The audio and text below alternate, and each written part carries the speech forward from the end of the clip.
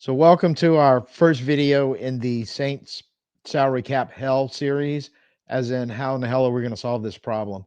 In my opinion, it starts with Derek Carr. He's the linchpin of the whole situation. I'm Tim. He's Fergus. Let's talk Saints.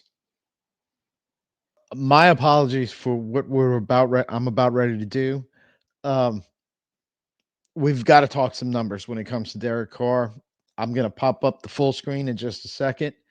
We've got to look at some basically the Saints 2025 salary cap situation as a whole, and definitely Derek Carr's contract situation, pretty much line item by line item. Again, my apologies, but it is very important we go through these numbers because this whole issue, this whole problem is all about the numbers. Before we start explaining how we're going to deal with Derek Carr or the possible ways that we could deal with Derek Carr, why is he the most important player, sort of the linchpin of this whole deal? Well, when you look at the Saints roster as of right now in 2025, there's two important categories we got to look at: the cap number. That's how you figure out whether you're over or under the cap. You start adding that up and then see where you are against what the league says the cap's going to be. And this next column over here where it says dead money and cap savings, what we're really concerned about for the moment is dead money. Now, dead money is money the player has already received in signing bonuses that the team has, instead of taking it all at one time in the year that it was given, it gets divided up over the number of years of the contract. So basically, if they give a $5 million signing bonus to a player with a 5-year contract, the player gets a $5 million check the second he signs, but the team goes, we're going to charge $1 million per year. So it takes the full 5 years before the full $5 million gets hit on the cap. That's dead money. And it just keeps accumulating. Derek Carr's cap number, 51 million. I have 51.458 million to be exact. The next closest player is Ryan Ramczyk, who's at 29 million, and he's a special case because he is retiring. We'll cover that in probably the next video, actually. No cap number the Saints have is even half of that 51 million that Derek Carr has. Immediately, right then and there, that kind of makes him the most important guy because he's got the most money in the savings you're trying to look for to get that cap number down from projected 63 million over to at least a penny under as far as the league's concerned. When you look at dead money, that's a little different story. He still has the highest number at 50, but there's multiple players as you go down these numbers, as far as cap hit, 10 to lower, but you still have some pretty big dead money numbers in there at 21, 25 million, a couple 17s, etc. Your biggest hit is Derek Carr. Your biggest chance to try to save money on dealing with one player and one contract is Derek Carr, and your dead money on one player as opposed to any other one player is twice as much with Derek Carr. And the question is kind of, well, how did we get here? And this is basically the breakdown of all the numbers of Derek Carr from when he signed in 2023, the contract of 4 years, $150 million. Now, of that 150, 100 million total was guaranteed, but technically 60 million, was fully guaranteed at signing. That was the signing bonus. And he has 40 million in guarantees. Put a pin in that. We'll come back to it in just a second. Because basically what's going on here is if you look at his base salary in 2023 and 2024, plus his entire prorated signing bonus, those numbers add up to 60 million. So basically the contract guaranteed him 2 years at 30 million a year. We were sold as fans going, well, okay, if it doesn't work out in 2 years, we can get out from under the contract. However, there was a caveat. So when you come to 2025, you're looking at, and this is the same 10 million. Why it's listed twice, we don't know. But what this 10 million guarantee is, if he was on the roster in March 2024, He got a guaranteed $10 million roster bonus, but that $10 million was not paid in 2024. It's going to be paid in 2025. So he's earned that money. He's not yet to receive it. He will receive it this year. There was that contract was for actually 3 years at 70 million guaranteed, because remember where we were going into the 2024 season. We were 100 and something million dollars over the salary cap. There's no way we were cutting him and eating the rest of his dead money at that point. That would have just made the problem worse. So he was all but guaranteed to be on the roster in March, which he was. He gets his 10 million guaranteed. Why am I telling you all this? Because that's how you get to this 51 million number. He has 30 million in unguaranteed salary right now. Plus you add in the 11 million for the 2025 prorated signing bonus. That gets you to 41.458 million, and then the 10 million guaranteed. And that is a hard guarantee. It doesn't matter if we cut him, trade him, if a wormhole would happen to open above his head and suck him to an alternative universe. We still have to write Derek Carr a $10 million check, and it's still getting counted against our cap number. The dead money that you're looking at here is a lower number, and this is where you're going to kind of start when we start going through everything about, well, if you cut him just immediately, don't even let it get close to this 30 million, because if he is on the roster as of March 17th, this 30 million becomes guaranteed, and we have to write that check to him again, whether we cut him after that or trade him after that, or the wormhole appears. Doesn't matter. You've just added 30 more million guaranteed money onto it. So whatever decision you're going to make of your possible alternatives, you have to do it before March 17th, because giving him an additional 30 million guaranteed all but guarantees that we're going to have. You can't do it. It just, the math does not work in your favor in anything that you're going to try to do in this. But this 50 million dead money at that point, if you're going to cut him out right before it even gets to that point, is adding up his remaining prorated signing bonuses and then adding in that 10 million. That's basically it. You actually come up with a slightly lower number. So if you cut him there, you get to save yourself that 63 million. You get to reduce it by 1.326 million. That's basically the beginning of March. That's more or less option one, but we'll break down all four. So when you're looking at the options of what you're going to do with Derek Carr, again, just because of the sheer number, the size of his cap hit and the sheer number that the size of his dead money is, how you're going to handle that to try to create some cap space. We're going to start off with option zero, because quite frankly, it's not an option, which is to do nothing and guarantee that 30 million salary fully for the year. The Saints cannot let that happen. I think when both parties signed that contract, they knew that that was never going to come to fruition. That's just the Saints' way of saying, yes, we'll be willing to extend some kind of way this contract, because we're not going to let this kick in. This would typically be a mechanism, and I think this was their intent all along, because I think they thought Carr was going to be the solution to everything. And by the time we got to this point, entering his third year of the contract, they thought, oh, we're going to have 1-2 division titles be in the playoffs, and we can basically Drew Brees it and keep rolling signing bonuses, paying him more, extending his contract, adding void years if necessary, and sticking another big fat guarantee before March, whatever, 2-3 days after the league year opens, where we'll do this song and dance again. Came nowhere close to working out that way. So here we are. That's option zero. And option zero, frankly, ain't no kind of option. Now that we know option zero ain't really an option, what are the other options? Clear as day is releasing Derek Carr before March 14th, which March 14th is the date of the 2025 NFL league calendar year opening, whatever you want to call it. But that's the point where you've got to have that estimated 63 million over the cap. Yeah, that's got to be a penny or more under at that point.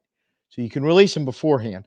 But like we discussed earlier, basically what you're doing there is you're taking his whole contract off the board. You're accelerating all the dead money plus the 10 million you have in guarantee on him. Saves you about $1 million, and that estimated 63 over goes to 62. Then you still have to find 62 million plus a penny, and you got to do it quick. The rest of your roster gets hinky on that because you're going to have about 49 players under contract at that point. You cut Carr prior to March 14th, it becomes 48. 9 of those players, and I know this says 10, but if you notice, Carr is one of them, and we've cut him with that 10 million guarantee. So that leaves you 9 players at 36 million guaranteed.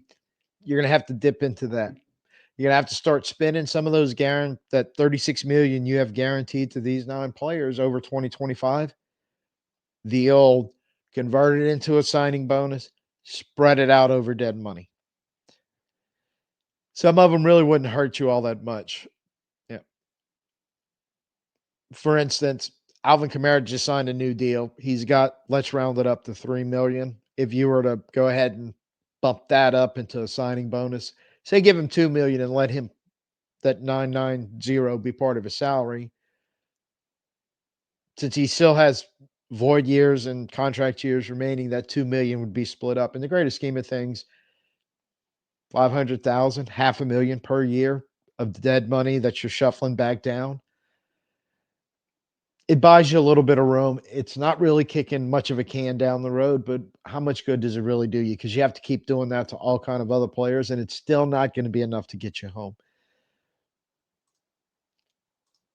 You have this little group of players, 3 of them, Johnson, Young, and Passanyow. All they are is dead money. You don't owe them a penny.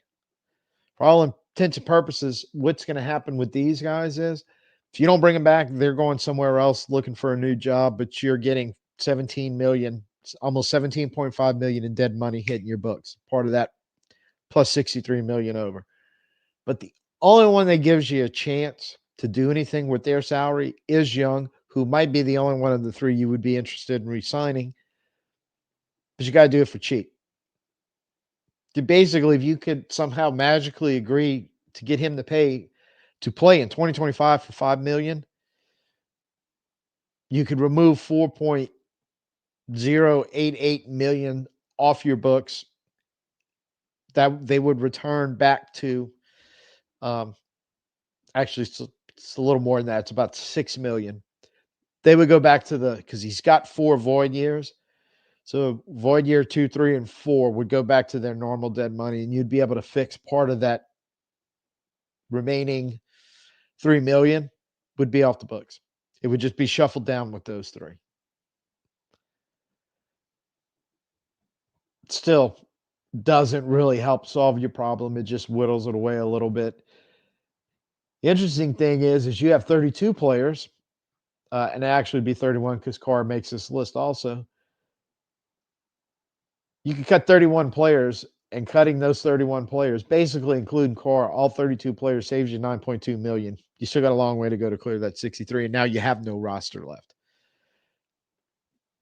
This is going to be a hard option to sell. This is going to be a hard option to make work if you go this route.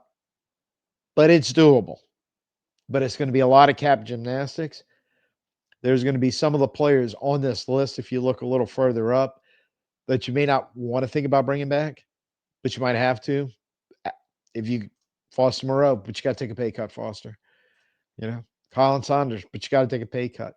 These are guys that likely under the scenario of we're trying to clear cap space and fix the roster, these older veterans with cap savings, really hard to bring them back, even if you can bring them back for less money. But if you cut Carr March 14th, it's going to be a combination of kicking some cans down the road, trying to get some guys to stay at lower pay, and flat out cutting a lot of others, and signing a lot of undrafted free agents to help fill your roster. Now you get to option 2. That's cutting Derek Carr, but designated him post June 1st. And you get to do that with 2 players. What happens there is you basically that 51 million cap number basically gets chopped into two parts. Um, the current prorated that you owe from his original signing bonus, 11.458 million, plus the 10 million in guarantee you already have sitting there. They hit your books, they stay on your books for 2025, but the remaining dead money gets kicked back to 2026. So it's a little bit like kicking the can down the road, but you're taking all the small cans, combine them into one big one, and that's what you kick into 2026. And after 2026, you're done with it.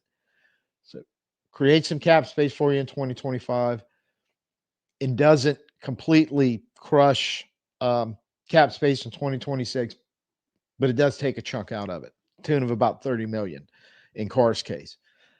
Now, the 21.458 million, even that gets twisted up a little bit because the prorated signing bonus, that 11.45 million, that cap number stays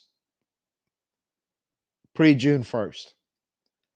The 10 million hits his cap number June 2nd. So if you're doing it that way, you technically create about 10 million in cap space right when you get to the free agency signing period.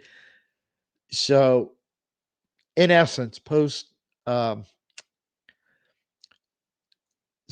designating a June 1st cut means prior to June 1st, that 63 estimated over becomes 53 million. And then you get the rest in essence afterwards, signing free agents after June 2nd or your rookies. You may hold off signing your rookies until June 2nd when more of that cap space clears up. So it's very similar to June 1st, but you're just not getting crushed with the hit all at once. And you're not even getting crushed with the whole hit in 2025. You get to kick a little bit back to 2026. Don't be surprised that if they decide to move on for him, I would think that would be the most likely way to do it. Because again, like we just talked about in option one, you still have to go back, prorate some guaranteed monies to some of the veterans and kick their cans down the road a little bit. Clear out a large chunk of your roster that does save you money by cutting them, and then probably walk into a few veterans who you might be more in a position where it's time to move on from, but going, hey, if you play for 2 million next year and take the pay cut, you get to stay one more year. Still not the greatest options in the world, but you can will it down, get a little closer. Renegotiating a contract with Carr. Pretty much you're back to what that 30 million guaranteed that you originally thought when everything was going to work out swimmingly and we'd possibly be playing for a Super Bowl by now. Because, like I said, the powers that be in the front office all thought we were a way better team than we actually were. And none of that came to fruition, but you could still use that option. Frankly, I think this is the one they're going to go with, which is that 10 million guaranteed is going to get rolled into some type of signing bonus. He has void years or years on his contract in 2026 with 3 void years behind it. They would likely add a 4th void year with 5 years. So just in that case of 10 million, you'd be chopping that up 2 million each year. More than likely he's going to say no, and he's going to want part of that 30 million, and there's where the negotiation comes in, and you cannot possibly go more than giving him 10 million of that. And you're going to do the same thing, you're going to roll it in part of the signing bonus. So he's going to play for about 1.5 million. Anywhere from 8.5 to 18.5 million are going to get rolled in that signing bonus with the extra year kicked right on down the road. Or they may rip up that contract and give him a whole new one, but it's going to be under similar circumstances. Either way, you're kicking the can and you're tying yourself into him for definitely one more year. But don't be surprised if that happens, if they restructure for a way to try to keep him around for 2026. More than likely, this is the option they're going to have to go with because it would clear up nearly 30 million. So all of a sudden that plus 63 over goes to around 32, 33, 34 million over. then it suddenly becomes way doable getting the rest of your situation in line. Because Derek Carr is going to be your starter in 2025, and with a crack in the door, bringing him back in 2026. And again, I don't even know if that's your best option in the long term, but just in the short term to get out of the fix that you're in, could very well be the option they end up going with. Real quick, we didn't talk about trades. Two reasons. One, I just don't think there's going to be much of a market for him. It could happen, but more than likely, if there's anybody remotely interested, they're going to hang back and wait and see what the Saints do. And if the Saints decide to renegotiate the contract, keep him around for another year, they're just going to go jump in on one of the other veteran quarterbacks that they may or may not be interested in. I don't think really a trade's an option. But if magically somebody wanted to, trading him March 14th isn't all that different than cutting him March 14th. Trading him after June 1st isn't all that much different than cutting him, designating a post June 1st cut. Renegotiating his contract and trading him may help a little bit in a difference, but potentially not very much. You're probably still going to eat some money. I think you would probably definitely eat that 10 million for sure. That's guaranteed. I don't think the new team be willing to take it. So even if trading's an option, the only thing is if you negotiate, would want to trade any of them, even though it doesn't necessarily change your salary cap situation and how you're going to handle it because his numbers aren't going to change that much. Maybe you get some draft picks for him, a little compensation that you might be able to do something with, and you won't need as many undrafted free agents if you wind up with a 6th or a 7th round pick trading for Derek Carr, going, well, at least that's one more guy I get to draft instead of trying to sign off the street to finish my 90 man. I think also another thing that's worth mentioning is we are still uncertain about what changes are coming. We know we're getting a new head coach. We don't know if we're getting any and all new pieces in the front office or if it's going to be the same players up there, the same characters. And we don't even know if no changes made in the front office, if their philosophy and the way they want to do things is going to change. So with so much uncertainty, I can kind of point to you where the biggest relief is, which is Derek Carr. I can kind of give you some direction about how you might want to try to, about if you were Mickey Loomis, try to get there. But until everything's settled in the front office and they know exactly what changes, if any, are actually being made and who the head coach is, because there's a world we live in where the front office may decide it's more important to keep Derek Carr than finding the right head coach, because to them, the right head coach would be the guy that wants to keep Derek Carr around for at least 2025, if not 2026, so they can play more salary cap magic and kick more cans down the road. We have no effing idea which way this is going to go. I don't know which way this is going to go. I'm not even 100% sure what the best option is. I think mostly it's going to depend on who we hire. And I think that's going to probably point the direction of how this cap issue is going to get fixed and where Derek Carr is going to wind up in the whole scenario. I don't know if that's a good thing, bad thing, or irrelevant thing. Just don't know how it's going to work out. But the way I see it, that's the way the whole situation is going to break down kind of from this point going on. And it may just come down to the head coaching hire. Are they going to try to shove Derek Carr onto him, or is he getting a free reign? And they would be committed to doing whatever it needs to do to clear the cap space in 2025 and try to get back to being competitive in 2026. Or we're going to fall somewhere in between. I don't really know.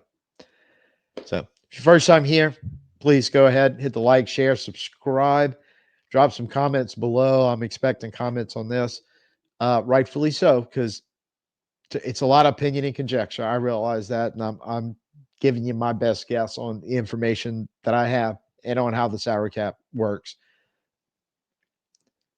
Sunday will be a live show post game, normal time, about 8:30 Central. I don't know how much of the game we're going to talk about. If y'all want to talk about it, we will. I'm not even doing a prep for this. I mean, it's just going to be blind. Walk in with what we're walking into when we play that game and see how they look. And I'm not expecting anything spectacular to happen. So I'm not even worried about rolling through the matchup. Obviously, I didn't do that this week. But I think we will probably cover the game somewhat and some of the players involved. But I'm guessing what we're really going to be talking about is where we're starting in this vein, our cap issues, our head coach, what the quarterback situation is going to look like in 2025, who's staying, who's going, who should we build around, and any conversations are revolved around that. So I think that's conversations we're gonna have as Saints fans mostly between now and likely heading into the NFL Combine. By that time, we'll know exactly what our front office is or isn't, if any changes happen, and who the head coach and the coaching staff is. So we'll keep chugging along. We'll keep trying to figure it out. So I will see you Sunday night. Till then, I'm Tim. Peace out and who dat.